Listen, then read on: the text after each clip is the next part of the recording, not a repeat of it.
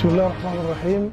الصلاة والسلام على أشرف المرسلين سيدنا محمد وعلى آله وصحبه وسلم تسليما كثيرا. الجنرال النور حسن حمدان، مستشار القائد العام لحركة تمازج للشؤون الأمنية والعسكرية.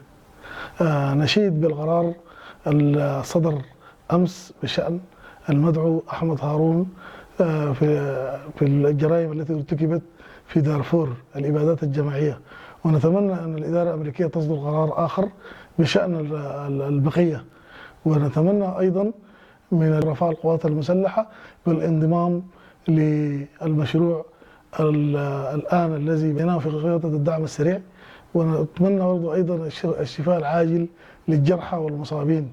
كما أيضا نشيد بقواتنا في الدعم السريع والانتصارات التي تم تحقيقها في كل ولايات السودان، ومزيدا من الانتصارات إن شاء الله.